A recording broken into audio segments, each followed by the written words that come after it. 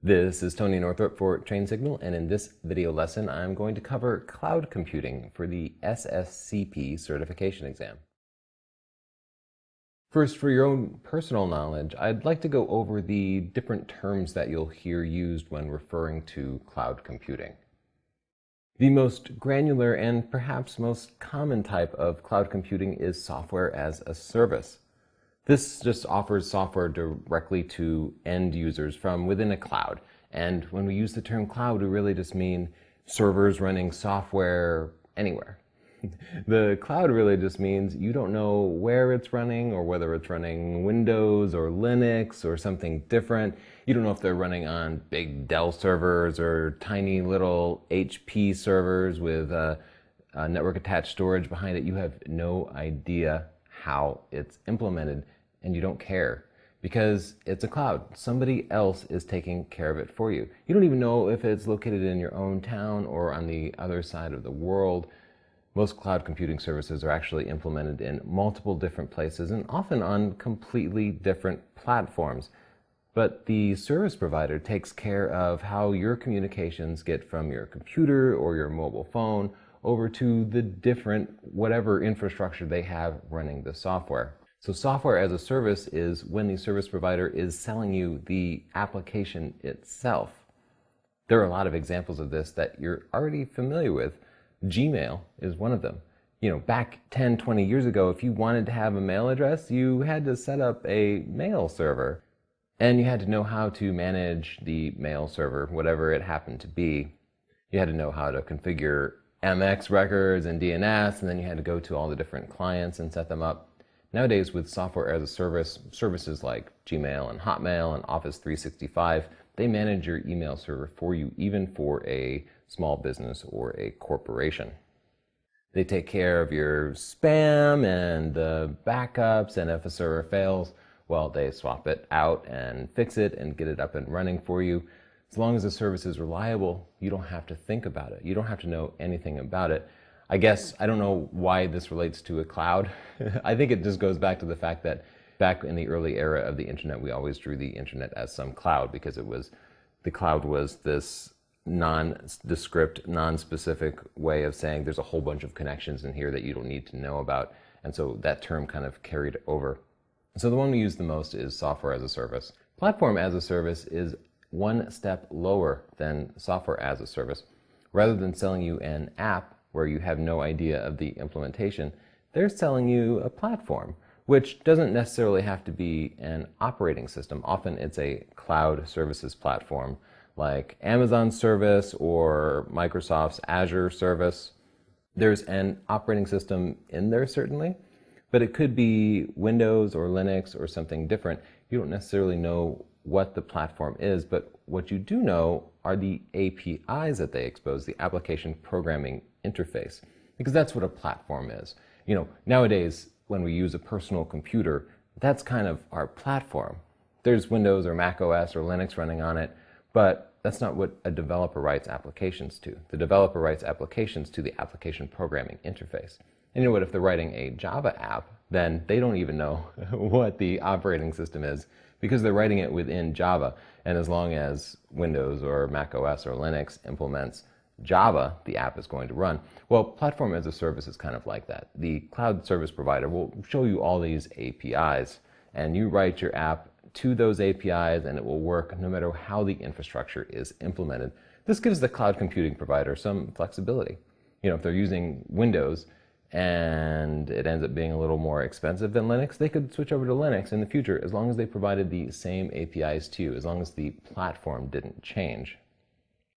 Typically, platform as a service will offer databases too, and this is really critical. They'll offer just standard SQL support so you can interface directly to a database, and you'll say, oh, I need this much computing power. But you won't say, I need 2 servers with 4 processors in it. You'll say, I need this much CPU time. And you don't know whether they're going to be providing the service with one massive server and you're getting 1/100th of a massive server, or if they're using little tiny servers and you're getting 2 tiny servers running all the time. You might, actually. It depends on the contract, but in theory, the way cloud services work is they hide how the infrastructure is implemented. So you contract to high-level requirements like the amount of processing time you need, the number of CPU cycles, the number of database queries, the amount of storage, and then the service provider handles the implementation of the platform. Now, of course, different services vary. You can go out and rent a whole database server, but at some point it's just a hosted service and not really a cloud computing service. The third cloud computing type that I'll talk about is infrastructure as a service, and this is taking it one step lower. Here you actually know what the operating system is. In fact, you might even know what sort of network equipment they're running. With infrastructure as a service, you can rent an entire data center or a fraction of a data center and have greater control over how it's implemented.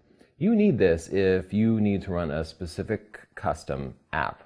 For example, if your organization has written a business app that needs to run on a particular flavor of Linux and it needs to interface to an Oracle database on back, if you have all these specific requirements and they're inflexible, maybe because it's a legacy application, well, infrastructure as a service would be the right choice from the different cloud computing types. If you decided you wanted to do cloud computing, that would be the best you could do, in other words, because you couldn't easily port that app into a platform as a service or a software as a service infrastructure.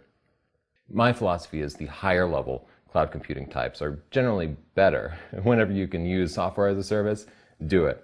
But if you want to use cloud computing, and again, you need these specific requirements to support an application, well, infrastructure as a service gives you that flexibility. You could even say, I want to put Dell servers of this particular type with this type of processor into one of your data centers and just basically rent their infrastructure. Historically, this has been a lot more common, especially in the web hosting world. You've always been able to lease a virtual machine. And a virtual machine is a little tiny operating system running inside of a computer, but it could have basically 10 versions of Windows running in it and then 10 versions of Linux running in it. And they're all running in one big computer, but they're acting like 10 or 20 smaller computers.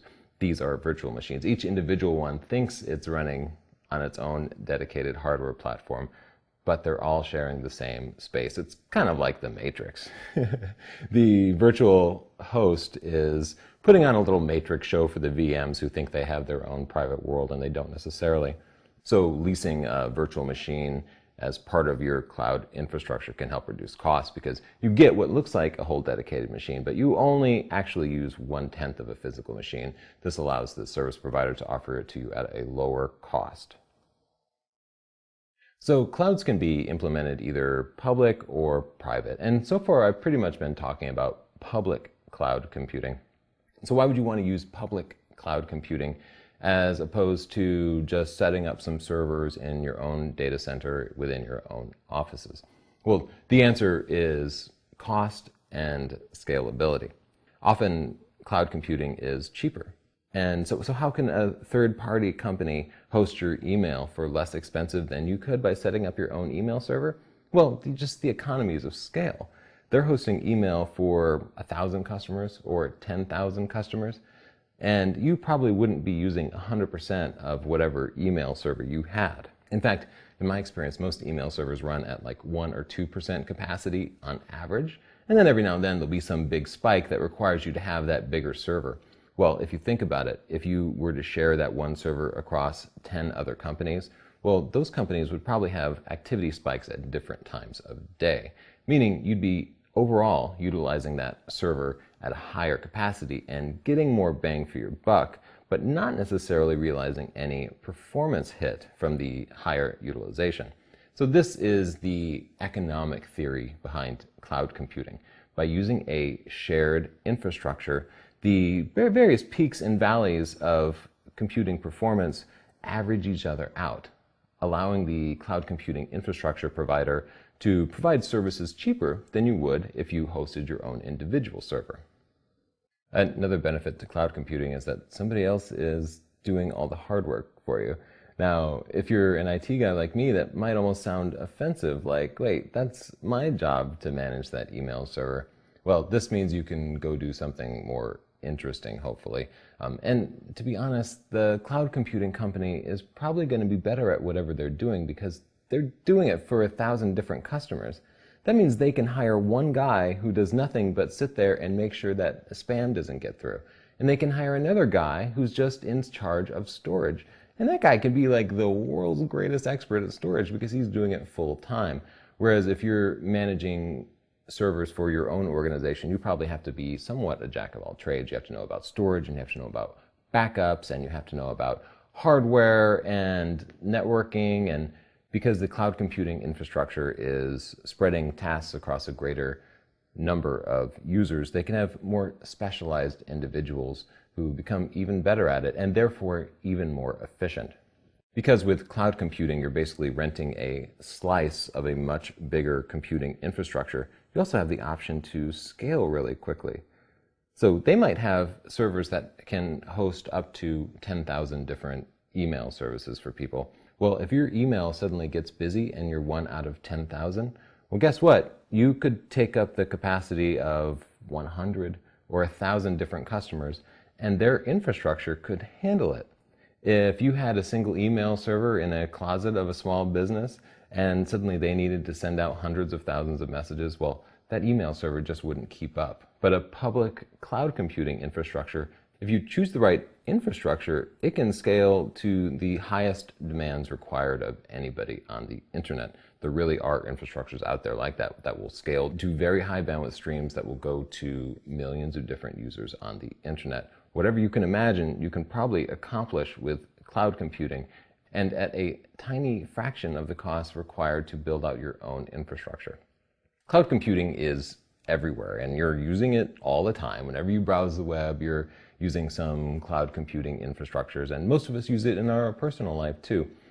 I think the first real cloud computing infrastructure was the content delivery network, and I worked extensively on CDNs back in the late 90s and early 2000s. I worked closely with the founders of Akamai, and nowadays Akamai and other CDNs are the backbone of the internet. Whenever something gets busy, the files you're pulling down are probably coming from companies like Akamai. They have servers all over the world that just host, those little images and web pages.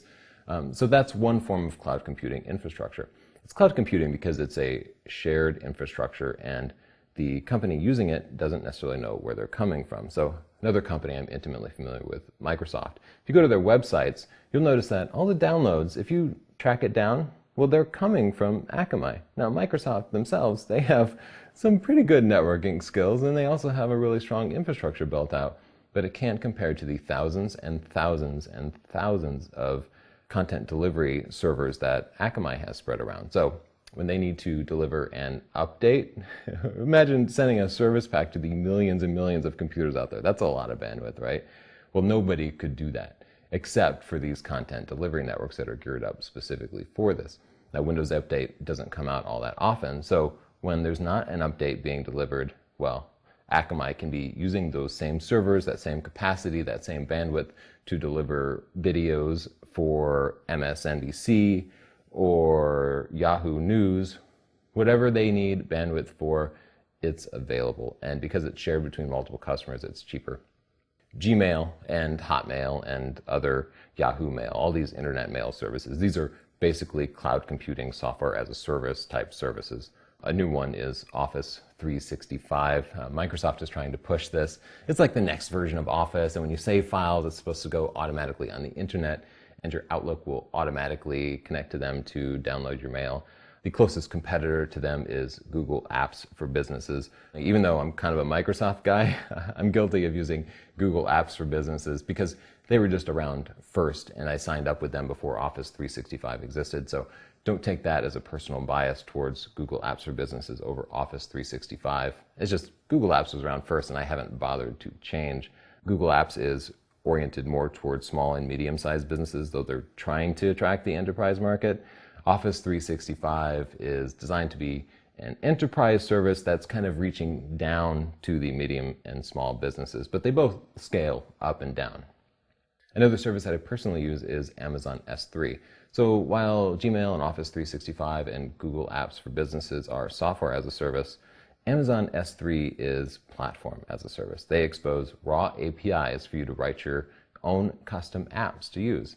That provides the greatest flexibility, but obviously you need software development skills. I'll give you a little demonstration of some of those services later on so you can get an idea of how they're implemented in the real world. So now that we've talked about what cloud computing is, what are the security concerns?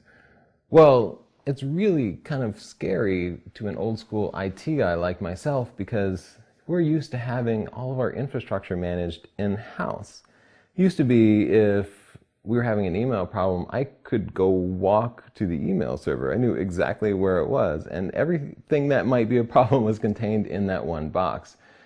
With cloud computing, I have no idea where it is, even in the world. And in fact, it might be multiple different places in the world. I don't know if it's running Windows or Linux. Therefore, how do I know what vulnerabilities it might have? All of these are mysteries. If I were hosting my own email server, I could be like, well, I know I've set up a firewall on it. I know it has all the latest patches.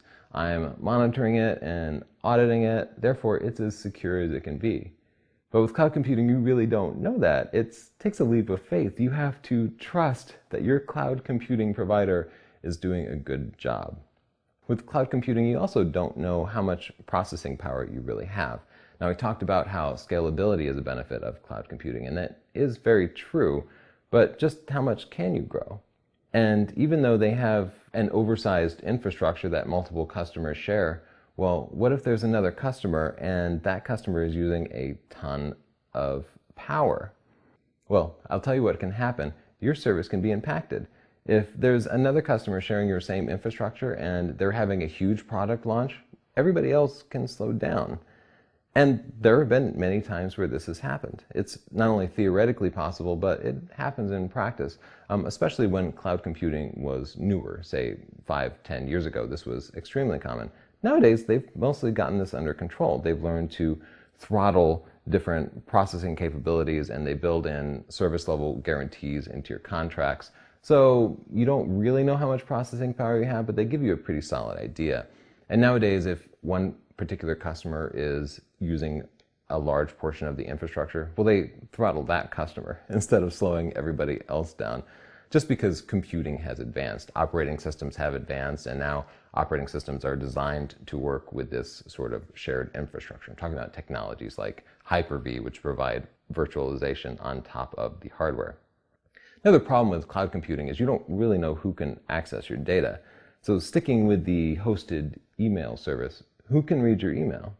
Well, you know your cloud computing provider can read it, right? Because they're receiving your messages, they're storing them, they're backing them up so they can restore them if there's a failure, and then they're forwarding them on. So they have your data. Now, are they going to read it? Is there a dude working at your cloud computing service provider who's going to read that email that you just got from your wife? Probably not. They probably process so much they wouldn't bother even if they could. But I would hope that the service provider would have security measures in place to prevent day-to-day administrators from ever accessing your data. But that, again, that requires a little bit of a leap of faith, right? So you'll ask them and they'll say, no, they definitely can't. But theoretically they could, right? Somebody has physical access to these machines. Somebody has the ability to manage it. And we know they theoretically have to be able to read the data, process it to determine whether it's spam, and forward it on. So you are outsourcing that. You have to trust that they either don't care or that they implement security in such a way to prevent that anybody who might take a peek or a personal interest in your data from accessing it. So here are some questions you should ask yourself when you're signing on for a cloud computing service provider. Do you trust your service provider? Do they have a good history? Have they been around for a while? Do they have a reputation to protect? I think this might be the biggest component of whether you can trust them. I mean, you can look for different certifications and determine whether they meet regulatory requirements, and you might have to legally do that. But I think the key to determining whether they're trustworthy or not is determining, well, do they have a strong track record? Have they been around for a while? What sort of security break-ins have they had in the past? And how have they handled it? I promise they've had some security break-ins, so you need to get them to fess up and show their incident response process. So all the cloud computing providers have had some sort of break-in, and they've handled it in different ways. And I shouldn't just say break-in, I should also talk about outages, because security is not just confidentiality and integrity, but security is also availability. So you need to assess whether they are a reliable service provider and how they've handled outages. Did they get it fixed really quick? Did they communicate with the customers? And to speak more to their reputation, you want to know that they're planning to be around for another 20, 30 years, and that they're not exiting the business. Because if they're planning to be around, well, they're going to be willing to lose a few bucks to protect their long-term reputation. And if that means that there's a security compromise that requires them to spend millions of dollars to fix it, you want to know that it's going to be worth it to them to do that. You should ask yourself whether your cloud computing provider is responsive enough. Now, they will have service level guarantees in their contract if you get anything except a consumer level service. If you get a business level service, they will say, when you call, we will respond within 24 hours. Or maybe they'll say 30 minutes or 2 minutes. How much you pay is going to determine how responsive they are. You just need to determine how responsive you need them to be for your own critical processes, and you will evaluate that in other lessons in this training course, because we'll talk about things like disaster recovery and business continuance, and you'll get to determine exactly how fast you need people to respond. So that's something you're going to have to figure out before you can hire a cloud computing provider. My next question here is, can other customers access our data? And you would think the answer would be automatically be no, right? Well, it hasn't always been that way.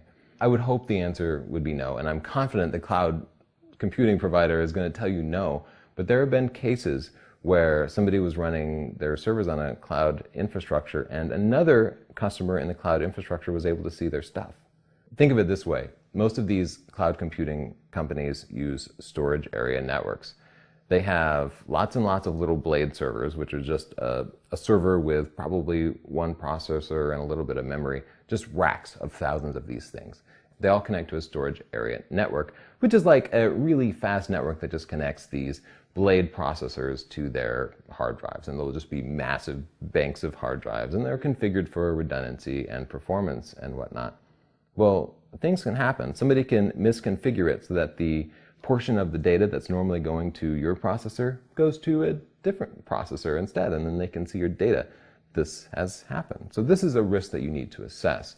Now, the risk of this is substantially less if you in-source your own servers. If you put your server in your closet, nobody's going to accidentally get to your data, right?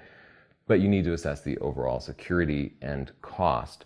And as I discussed in other lessons, security isn't a matter of black and white.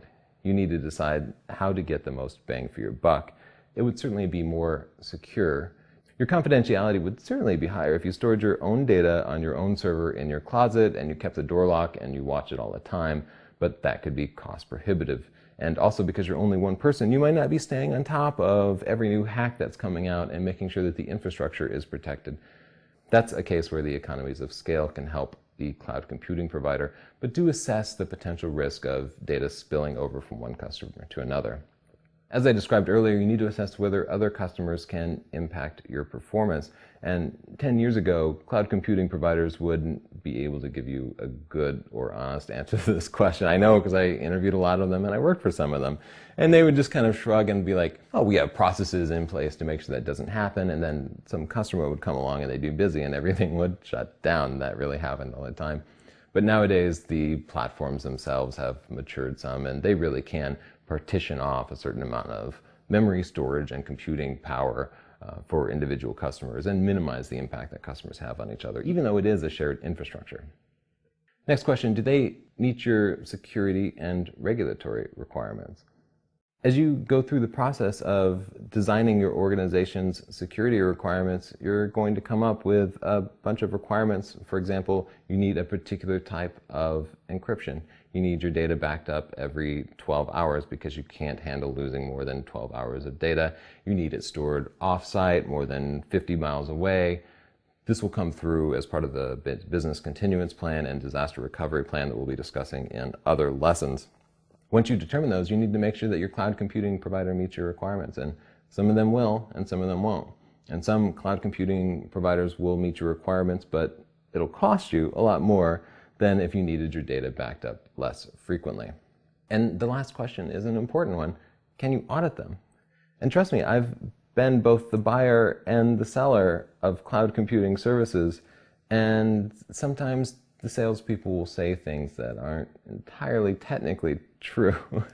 So it's really good if you can double check them. You want to make sure that you can restore a file. You want to make sure that if there is a disaster, they really will bring it up. So you might not be able to say, do a fire drill with them. You might not be able to unplug one of their data centers and make sure they can bring it up somewhere else. But you do need the ability to provide some sort of auditing. Whatever you need to be comfortable with it, because ultimately you're the one who's going to pay the price if they don't do their job correctly. I'll add one more question here, and that's, what are the penalties if they screw up, if they don't meet their contract? Usually with service level guarantees, they'll say something like, if you delete a file accidentally, we'll get it back online within 12 hours for you. Well, what if they don't have the file?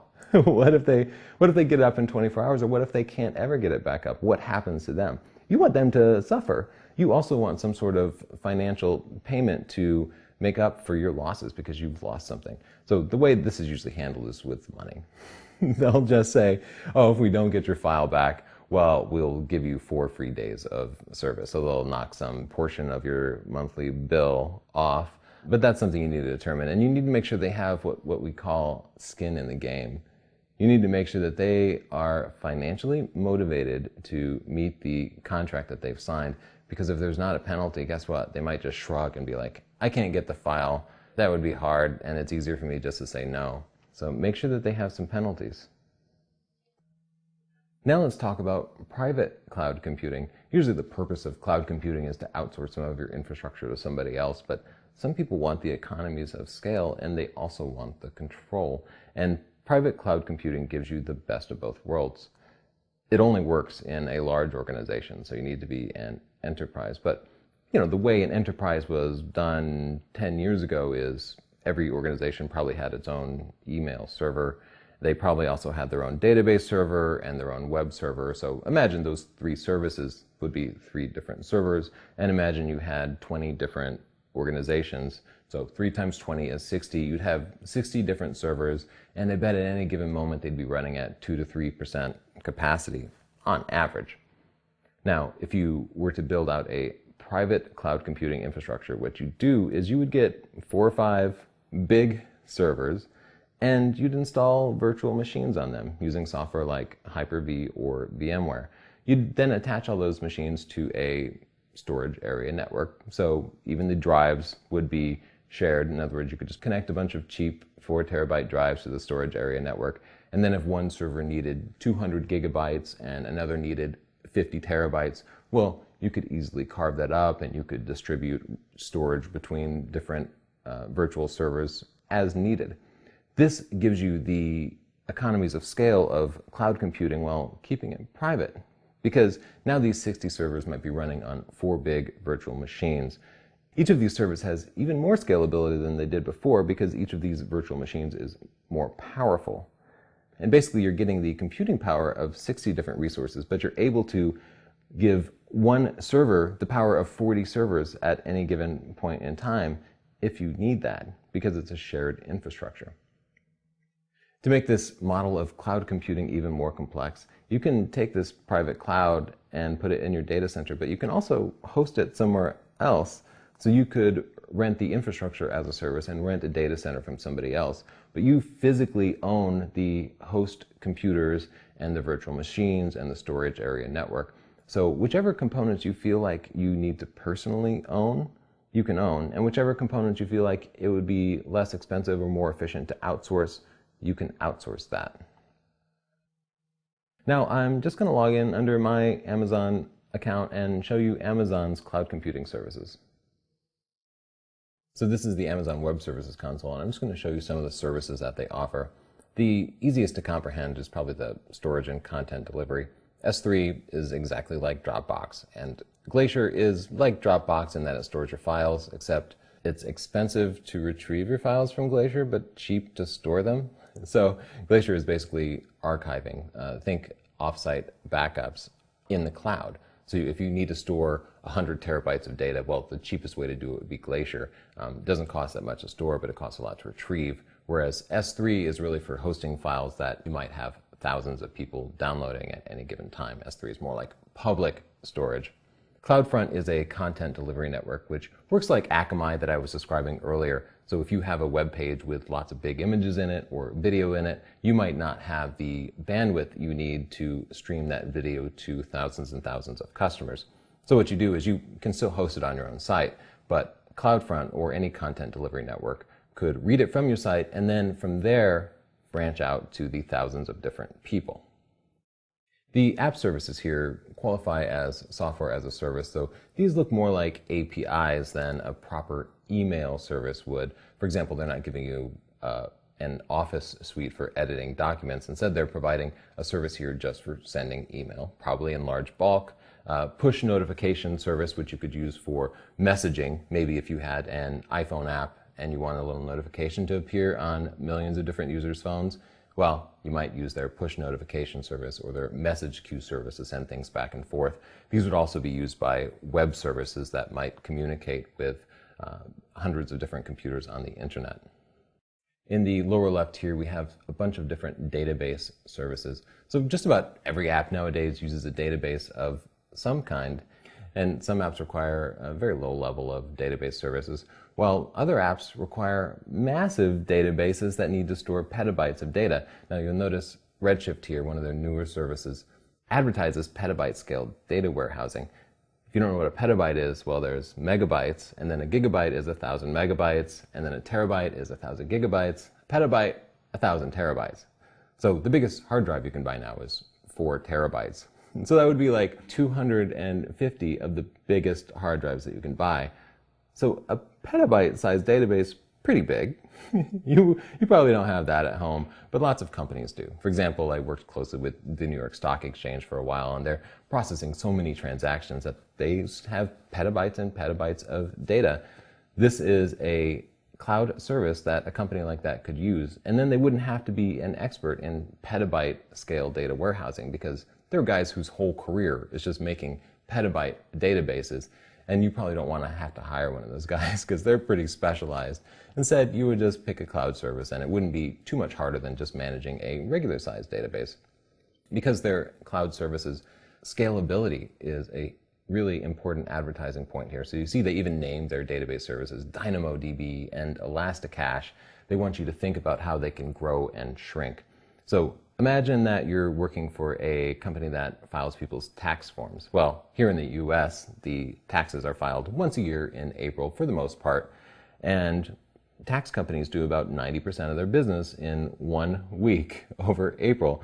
And their databases reflect that too. The databases will sit there running at 1% capacity for the whole year, and then that 1 or 2 weeks, they'll be running at 100% capacity just flat out. So if you ran one of these companies, well, you'd have to buy enough database servers to meet your peak capacity. You'd have to buy enough database servers to keep up with that 1 week in April. And then they would just be sitting there getting old and losing value the rest of the year doing almost nothing. With any cloud computing database service like DynamoDB or Elasticache, you can rent the computing power you need and you don't have to pay for it the whole year round. Because while you're using those databases in April, well, retailers are going to be using it in December. And companies that sell fireworks will be using it in July. And companies that sell Thanksgiving decorations, well, they'll be using it in November. So everybody has different times of the year that they need to use peak computing power. Because it's a shared infrastructure, you're actually splitting costs with customers that you don't even know. Amazon or any cloud services try to offer it at a price that's cheaper than you'd be able to do it yourself. Up here in the upper left, we have computing and network resources. I think the easiest to understand is probably the EC2 service. This is a virtual server in the cloud. Basically, you're renting a server on the internet, and you can connect to it and attach a DVD to it and install Windows or Linux or Mac OS or whatever you want. You can choose from different processor types. You can pick how many processors you want, how fast you want them to be, how many gigabytes of memory that you want, how many gigabytes or terabytes or petabytes of storage that you want. You can configure it as big or as small as you want. And you know what else? You can even grow it dynamically. So you could start with a little tiny virtual server that wasn't capable of much, and then if your service got more popular, you could double or triple the computing power with a few clicks. It's amazing to me. You don't have to get a screwdriver and pull the case open and add another processor. Or you don't have to call Dell and be like, I need 3 more servers. And then, you have to figure out how to make your service scale across multiple servers. Virtual servers are amazing in that way. Low cost, high scalability, and a great deal of flexibility too.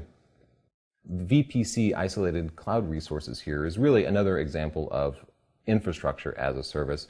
You could basically lease a larger part of the cloud, which could have a chunk of their storage area network or some larger amount of their virtual computing resources. I'll just mention Route 53 here. This is software as a service. It's just a DNS server that you rent. I personally use this for my own DNS needs. It means I don't have to run a DNS server.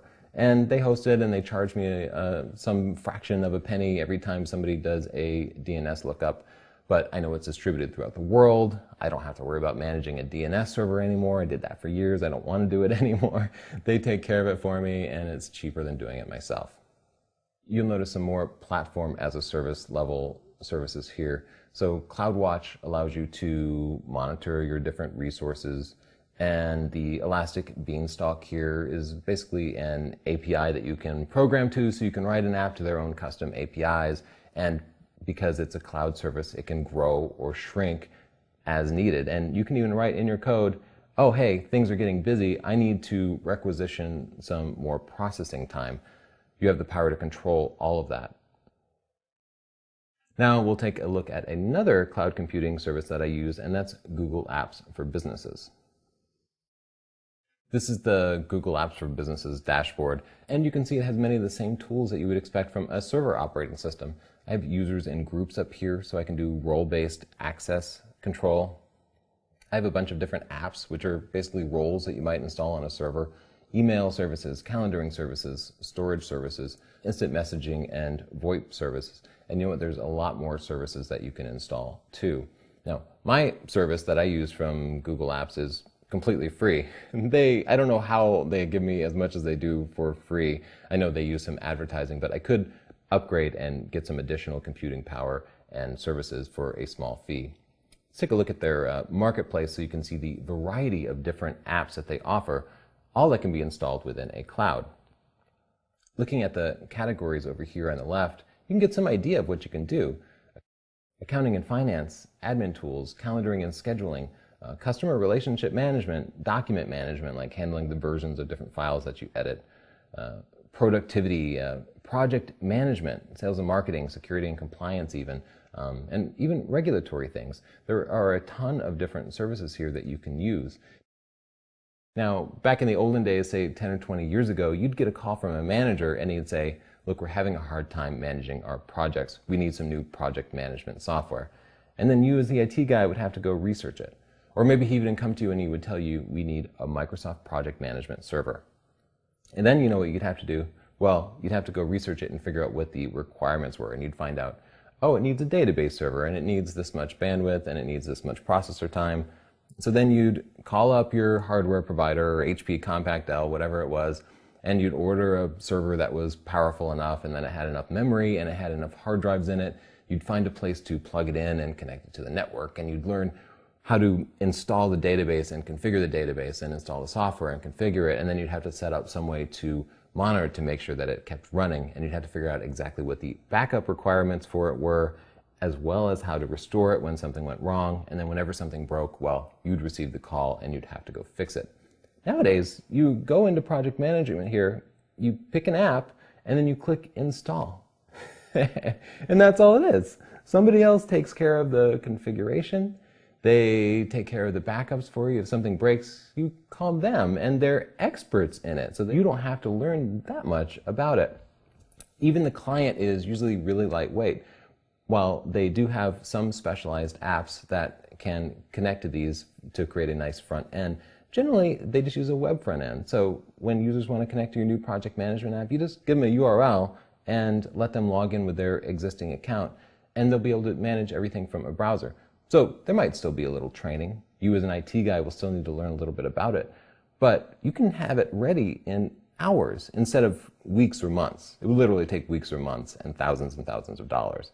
So it's faster, cheaper, easier. In a nutshell, I love cloud computing, but again, you need to assess these security concerns because I have no idea what they're doing with their project management software. I don't know if they've encrypted the passwords that are on it or if they're protecting other people from accessing my data.